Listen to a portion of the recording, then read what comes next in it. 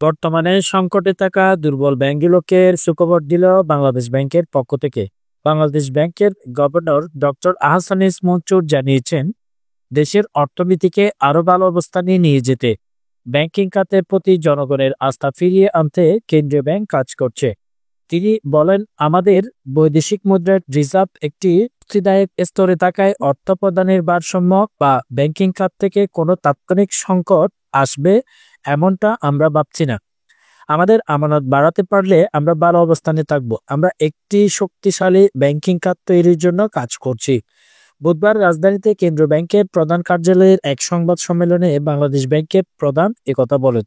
বাংলাদেশ ব্যাংকের সর্বশেষ প্রতিবেদন অনুযায়ী 2024 সালের জুলাই থেকে ডিসেম্বরে দেশের ব্যাংকগুলোতে মোট আমানত 345.17 বিলিয়ন বেড়ে ডিসেম্বরের শেষে 1777 ট্রিলিয়ন টাকায় দাঁড়িয়েছে। ডক্টর আহসানিস মনসুর বলেন, গতকাল পর্যন্ত বাংলাদেশের মোট বৈদেশিক মুদ্রার রিজার্ভ 26 মিলিয়ন মার্কিন ডলার অতিক্রম করেছে, যা IMF এর BPM-6 গণনা মান অনুযায়ী 21 বিলিয়ন ডলারের বেশি। গত বছরের ডিসেম্বরের শেষে শ্রেণীভুক্ত বা নন পারফর্মিং লোন রেকর্ড 345.764 কোটি টাকায় পৌঁছেছে, যা মোট বিতরণ করা ঋণের 20.20%। গভর্নর বলেন, 2024 সালের ডিসেম্বর পর্যন্ত রাষ্ট্রীয় মালিকানাধীন ব্যাংকগুলোতে মোট ঋণের 42.83% পারফর্মিং হিসেবে শ্রেণীভুক্ত করা হয়েছিল। সরকারি ব্যাংকগুলোতে মোট ঋণের 15.60% ছিল NPL। তিনি বলেন, মন্দ ঋণের প্রতিবেদনে স্বচ্ছতার অভাব এবং ঋণের শ্রেণীবিন্যাস নীতির পরিবর্তনের কারণে NPL বৃদ্ধি পেয়েছে। আরও বলেন, আগে ঋণ 270 দিন পর ওভারডিউ হিসেবে শ্রেণীভুক্ত করা হয়েছিল, কিন্তু সময়সীমা এখন 180 দিন কমিয়ে দেওয়া হয়েছে।